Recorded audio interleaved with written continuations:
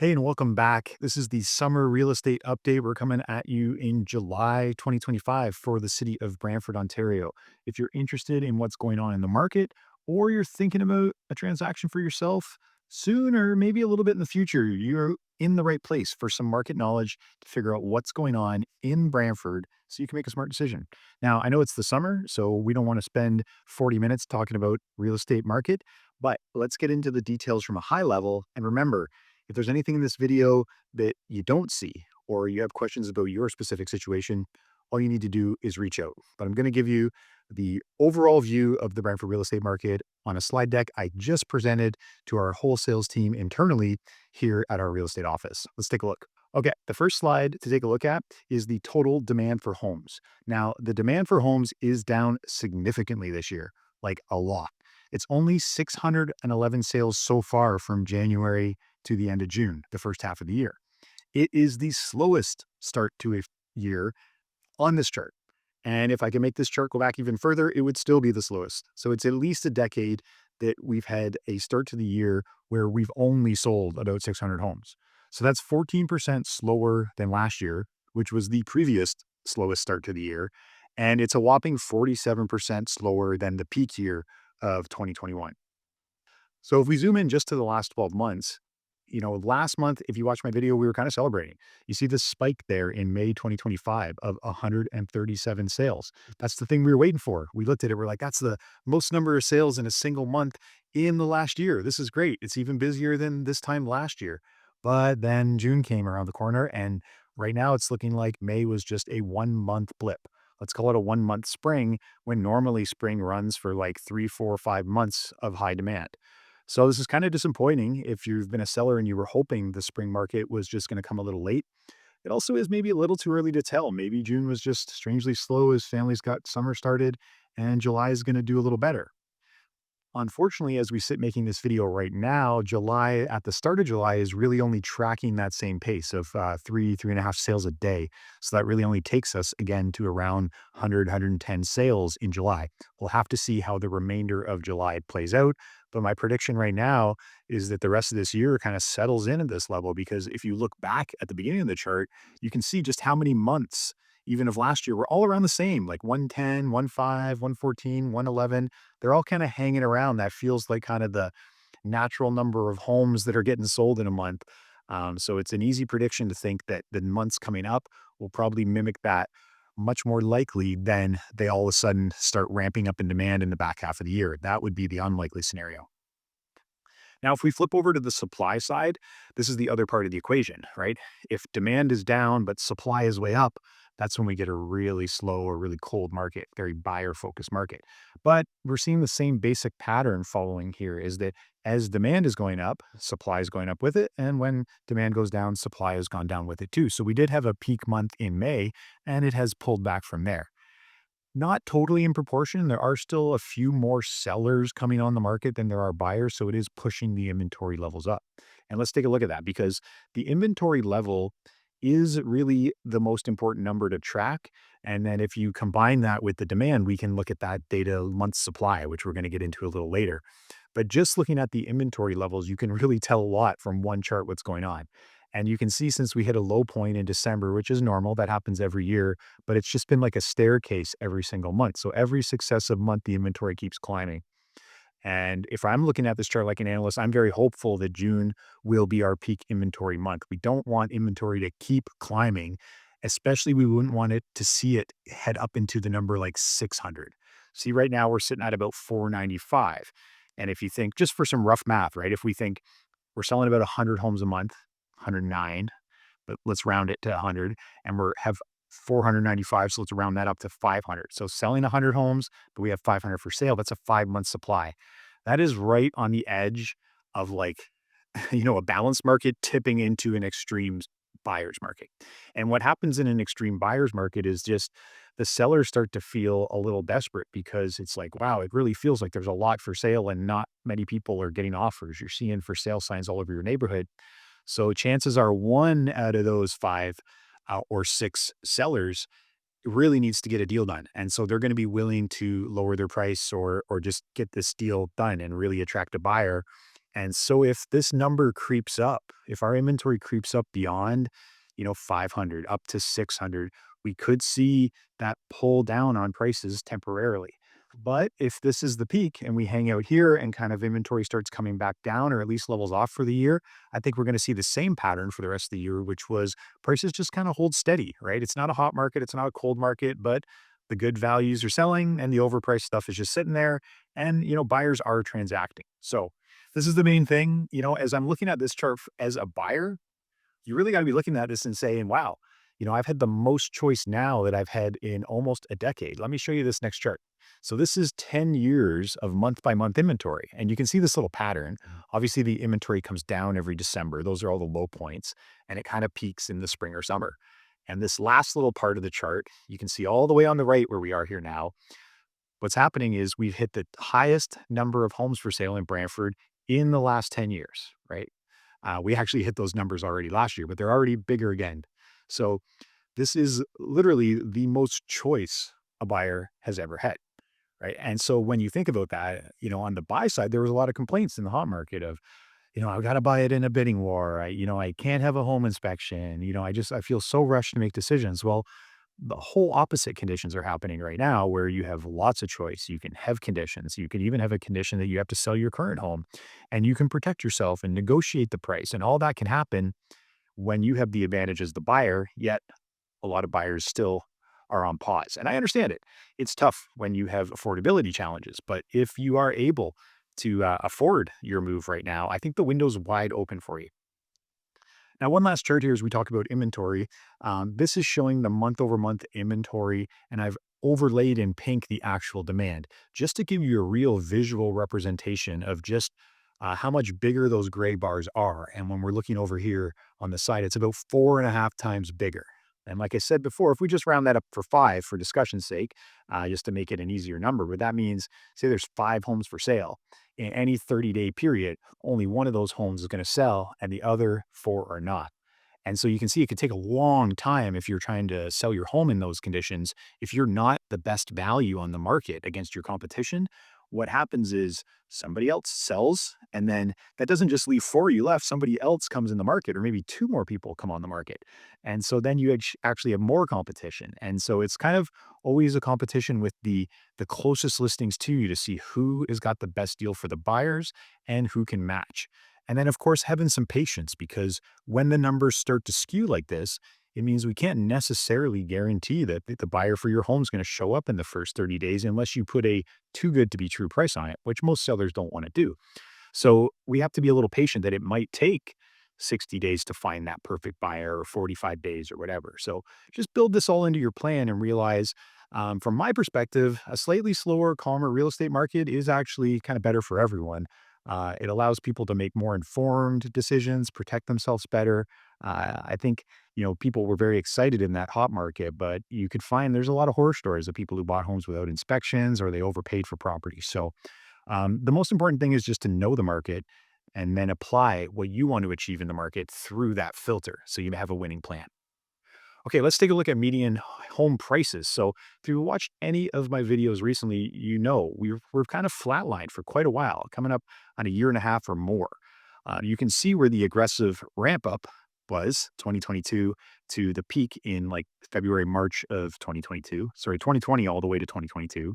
And then it slid down. But since all that drama, and now we're years in the future now, we're sitting here in the middle of 2025. Sure, there's a little bouncing of that chart because that's just the little, variability every month. But if you really look at the overall trend of these lines, especially the red line there with detached homes, it's very clear to see that prices have been very stable. They're even slightly on the way up since they've been at their low point. So that's all good to see. The thing to contrast is that my other charts told you the market was getting slower and slower and slower over these last 3 years. Yet over those same 3 years, the prices have been able to hold stable. And that's because we haven't tipped over into that extreme buyer's market. Even though the market's a lot slower than it used to be, we're still technically, like mathematically, in kind of a balanced market. And in a balanced market, we don't have as much desperation. So we have people hanging on to their prices or less willing to reduce their prices. You have sellers willing to just leave their home on the market or pull it off and keep making their mortgage payment. you don't have that pressure pulling the prices down like you do when the inventory spikes over 6x the current sales. So it's something to really keep an eye on. Now, remember, there's different segments of the market also inside of these lines. These are just pretty general breakdown of detached townhome and condos, but there's completely wide ranges of properties inside there. So when thinking about your situation, it's really important to only take these averages as like a starting point and then go a lot deeper on your exact property, either that you're buying or selling. Okay, some of my favorite charts to show you. This one, I think, has some of the most data. These next two charts, if you really take a second to look at them, you can understand a lot about the real estate market. So this one is the actual homes. Every dot on here is an actual home that's sold in June. And what we see is a color code to them, kind of gray for townhouses, blue for gray for condos, blue for townhomes, and red for detached homes. And the big thing I'm noticing this month is we still do have a lot of clustered dots down at the bottom of the chart, like 2 weeks and under, definitely 30 days and under. But as I look back and compare this to last month or the month before, it does seem like the dots are spreading out a little bit more. And this tells me a couple things. Number one, overall, that means buyers are taking longer to pull the trigger on things. They're not necessarily, just rushing out and making offers. They might come and see your house one, two, three times. They might mull it over and then give you an offer.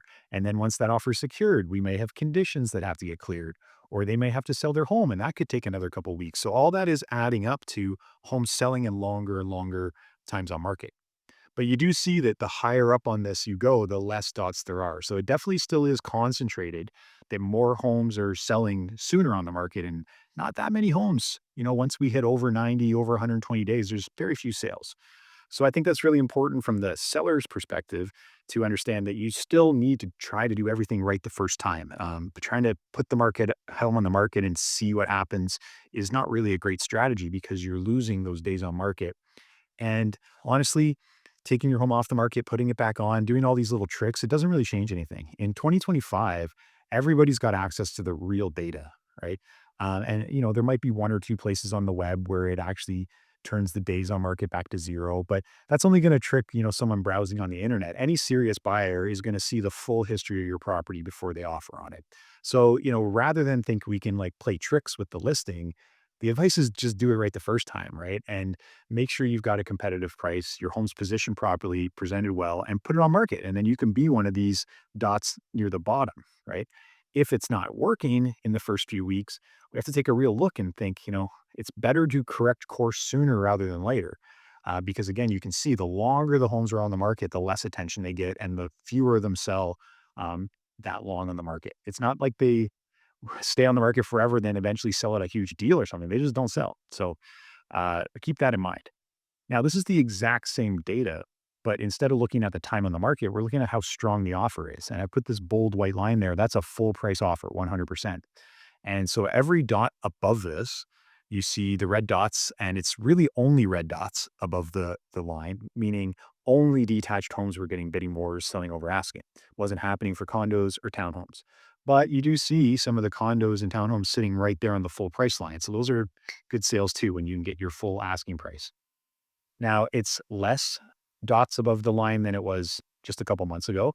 And there's definitely more dots spreading out right under. But you do notice that the majority of the dots are between 100% and 95. I would even say maybe like 96%. There's a little cluster there in the middle. So that's important to know from two directions. One, as a buyer, you know, these super deep discount deals, like thinking you're going to get 10 or 15% off the asking price, really rare. It's going to be the rare one-off situation, and you better know something special about that property and negotiate hard. But most sellers are actually holding a lot closer to their asking price. And this tells me too, if you're a buyer, you want to watch. If you see the home come back on the market at a new price, or you see a price reduction on a house, that's your signal that that person's kind of ready to sell. It's not your signal they're ready to drop another 10% off. But now that they've made their price adjustment, you can probably get in there and buy that house. The thing I see from the seller's perspective is that just overpricing your home by 5% could stop it from selling completely. And we've seen this time and time again. It really has nothing to do with this market. It's kind of any market.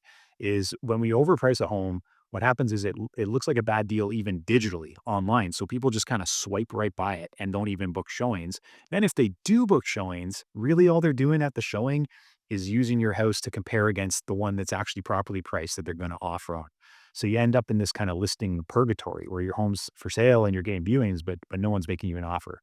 So if you find yourself in that situation, the most important thing is to make some kind of correction, and we got to offer a better value to the buyer so that they're actually viewing our home and wanting to offer on it, not just looking at it as a comparison against other homes. Hope that makes sense. Okay, let's take a little micro market breakdown. We want to tell you some of the things that are going on that I'm seeing out there in the market.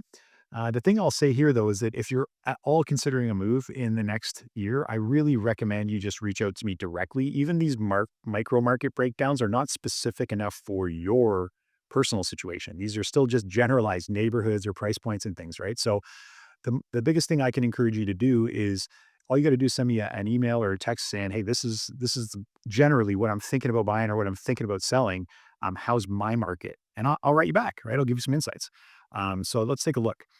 This first one just explains again what these numbers mean. I've been touching on this all month, or sorry, all video, all month, of course. Yeah, every video I'm talking about this. This is my favorite thing to talk about. Month supply, right? So if you're still trying to grasp what it means, let me just show it to you in this chart. Let's go all the way to the bottom of the chart, right? 0.5 month supply, meaning for every single home up for sale, there's actually two homes selling. So that means homes are turning over in half a month, not even a full month. So that's bananas. That's like way too fast. We didn't even really hit those levels during the heated pandemic market. It was kind of, just sub maybe 0.75. I don't know. It's bananas. If it gets that slow, it just becomes a bidding war on every property. Then we move our way up and kind of like, let's say two, right? It's the opposite. We've got two homes for sale and only one buyer. So every month, out of every two homes for sale, one sells, one doesn't. That's still a pretty fast moving market traditionally. We'd still call that a seller's market. Here we are now in like the 3 to 4 range, and that, 4 used to be considered a balanced market. I think our expectations have shifted a bit in the last, few years because we've been used to a hot market. So the expectations have kind of shifted, and we're now calling like 3 a more balanced feeling market, and actually 4 and above is starting to feel like a buyer's market. And you can see just the effect it has when, like, there's 4 houses for sale and only 1 sells and the other 3 don't. Right? And then more homes come on for sale and the same thing happens again. And so it can feel a lot quieter and cooler, and the urgency falls out of the buyer's like kind of attitude. They think, oh, I got time. There's no rush on this one. It's already been for sale for 30 days. There's another one coming up over there. So I don't need to act quickly. Now, this top line, we haven't touched number of 6 month supply in a long time. Maybe even since like 2009, the worldwide financial crisis.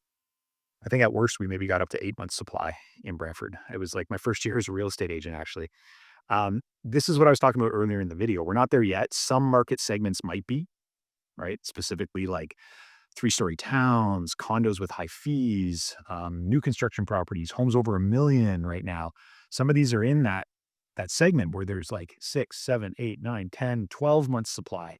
Okay. Basically, like once you get over 6, it's all kind of tough. It's really tough for the sellers. And what's going to happen is whichever one of those 6 sellers decides they really want to get a deal and they're going to offer great product and value out to the buyers, they're the one that's going to get the deal. So it's really hard. It takes a while to dig out when the month's supply grows that much because the demand has to grow so much more to catch up and clear out that month's supply. So I hope that you understand that. If you have any questions about that or what the month's supply is for your specific situation, just reach out. But this is the fundamental, most important thing to kind of understand when you're entering into, doing a transaction. You want to know, am I in a high month supply, a buyer's market, or am I in a low month supply, a seller's market? And that will totally dictate the different approaches and strategies you use on either side of the transaction. Okay. So let's break it down. This is I made this map of the city to kind of show you everything that's going on. I was really hoping there'd be more variety in these emojis, but as I ran the numbers this month, I had to pretty much put a buyer cold snowflake, anywhere from a high 3 month supply to a mid 4 on all of these neighborhoods, right? With two exceptions. Number one, Mayfair in the northwest of the city. It just is always hot up there, to be quite honest. It's one of those neighborhoods where people move into and they don't quickly move out. And so it's always got a little more demand than supply, and so it's always performed well. It's always usually the best month supply, not the highest or the lowest month supply when I look at any neighborhood in any market. And the rest of the city's sitting around it just shifting from like being decent to into that kind of buyer's market territory just in June, right? It could be just a 1 or 2 month blip, but it kind of just happened. Some of these would have been little fire emojis or balanced emojis just a month or two ago. And then, strangely, up in Linden Hills, whatever's happened, just a little bit more houses have come up for sale and a little fewer house sales have happened. So we're actually coming in over 6 months supply right now on average total, right? When we're considering everything, condos, townhomes, detached, everything. So there's not really a lot of variety in the market in terms of market conditions on the neighborhood level. But if we break apart what's going down by different housing types, there is quite a bit of difference happening. You can see I've color coded them: single family homes red, townhomes blue, condos in gray.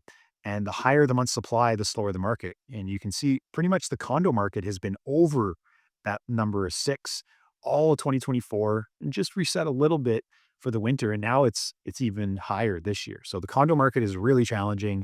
There's a lot of people trying to sell condos and not a lot of people, excited about buying them just yet. For first-time home buyers, the condos are tough because that condo fee comes right out of their mortgage affordability. For investors, it's tough too because it cuts into your cash flow and of the property, and probably with the mortgages of today, it doesn't really make sense. So you're left with kind of people who want to be owner occupied, and it's just not the hot segment of the market right now. Now, condos are selling. It just there's so many more of them for sale than the ones that are selling.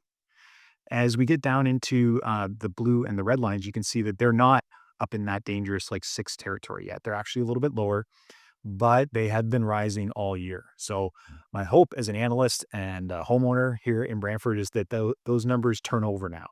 And we kind of this hopefully is about the peak. Last year, the inventory kept building all year, right? And we don't really want to see that pattern repeat this year. Now, the other way to look at this is by price point, and it makes logical sense that the lower priced homes are staying hotter because they're more affordable. But it's actually interesting to see that there's like been an inversion since last year that the red, I'm marking red here, is the most affordable, 600,000 and under. They're actually a little slower, right? And that is a combination of things that, there's not as much product available at that level. Some of it is where the condos are all priced and everything. Really, the bread and butter price point for detached homes in Brantford is the next, you know, chunk, and that is the six to $800,000. I'd call that the giant middle of our market where most homes are priced, both townhomes and detached homes. That's the affordability band for Brantford. If you're thinking about moving here, you pretty much have choice of like the biggest part of the market if your budget is somewhere between six and eight. And then as we head up, north of that from 8 to 9, and especially from a million to a million two, what we have is a successive jump in the market conditions. So as we move up, you can see that kind of light blue line, the 800 to a million, it's a lot slower. It is cresting up almost to that sixth level. So you may see some pricing pressure in that segment of properties, especially in the newer construction homes. And then the majority of the million to 1.2 is newer construction homes. It's homes people bought at premium prices.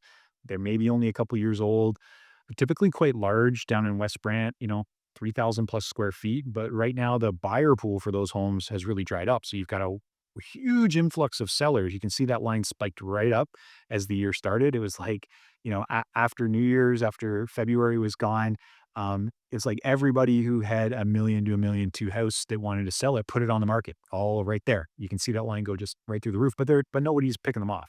Now, I say nobody. It's not sales aren't zero, right? The sales are not zero. Homes are selling. But when you've got 12 months supply, that means for every 12 houses for sale, only one sells. And that means it would take an entire year for them all to sell if nobody else came on the market, right? So only those 12 homes, one buyer a month, finally they're sold. But that means no other houses came on the market, and that's not the situation. So the only promising thing is it's turned over a little bit on the side there. And what that means is it's actually not because the demand's increased so much, but a bunch of people have let their homes come off the market, right? I think they saw the writing on the wall. It's not going to really happen at this price point for this year. So like, let's just take it off the market and, settle down and pay our mortgage and stay here. And that's a fine strategy too. Ooh, okay. So you made it this far in the video. Let's talk about some predictions. Well, the next few months I think are really going to predict the next few years because I do think we're at this critical point in the market. We're sitting right in that balanced. We've taken a 4-year climb up of the market getting slower, slower, slower, and now we're sitting right here around that 4 month supply. And if it keeps getting slower, it very quickly slips into a very strong buyer's market, which gets some sellers who need to get a deal done. Any seller that's on an actual timeline or they have some real reason to move, like a very strong motivation, they need to sell. Those ones will get increasingly desperate to get a deal done this year as winter starts marching towards us, right? That could be one scenario. But if this is it, if June is the peak inventory and actually a little bit of late year momentum builds because people are feeling more positive of the economy, we could actually see it shift in the other direction.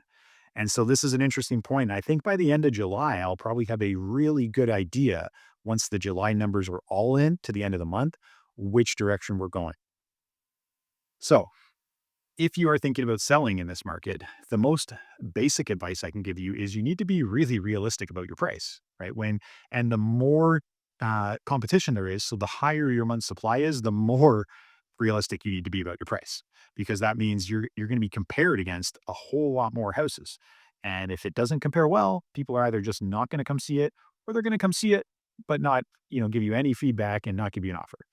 So overpriced homes and unreasonable sellers, they're just kind of contributing to this overall slower market problem. So my advice to you is if you're not serious about selling, if you don't need to sell, or you're not serious about putting an accurate price on it, maybe you want to wait the market out. Maybe you want to wait and see, right? And wait till things improve a little bit. So if you do need to sell, the key thing here is you can't be lazy, right? Don't, what am I trying to say? You got to take this very seriously, because if it's harder to sell, then you're going to have to do the work, right? If you don't want to just discount your price. So we got to offer a good value to the buyer, and the value is what they get for the price. It's not the price. So that's why we take a lot of time to help our clients prep their homes and like make minor repairs, get rid of those red and yellow flags, put some fresh paint on, do some curb appeal, stage that home up, do amazing media, do proactive marketing. All that is hustle and hard work in a market like this that wasn't really necessary in like a hot market in 2021. You just throw the home on the market, let the buyers line up and pick the best offer. So you got to have the plan and the strategy that works. The other thing that's going to really help you if you're a seller in this market is patience, not having a very set, clear, must do or die deadline. Those deadlines will really come back to bite you because we can't necessarily predict when the right buyer will come along. And I can't make somebody offer on your home if they're not feeling urgent. If they want to sleep on it, if they want to take another day, they know they can because it's a buyer's market, right?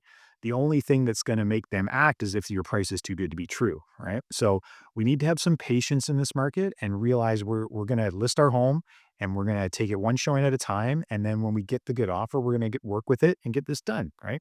That's my biggest advice if you're thinking about selling. Now, if you're thinking about buying, man, I think it's opportunity time for you, right? I know affordability sucks, and maybe you're hoping prices come down a lot from where they are. But if you just look back at that pricing chart, you can see that prices are extremely sticky. It's very hard for them to move down from the level they are. Everything in the market's been trying. It's been slower and slower each progressive year since that original little crash. And the prices have actually been fighting their way just like a tiny bit back up, even though everything's trying to push them down. So gambling and thinking that prices are going to be lower in the future that's a tough gamble, right? We may look back at 2025 and say this was probably the window open, the best time for buyers to buy, when we're looking back from the future. But you have to remember that not every seller on the market is desperate. In fact, a lot of them are just unreasonable with an overpriced home and they're not going to budge. So we have to go deal hunting if you want a deal, right? We got to go really find it. And that's where having expert advice from an experienced local agent is even more important than ever. So I really want to thank you for joining me. I hope you found this video informative and helpful in making your plans. And if you have any questions or if you're ready to start working directly together, I welcome you to reach out. All my personal contact information is in the video below. I make these videos to help you. So if it did in any way, let me know or leave a comment. It really makes my day. And until next time, happy selling.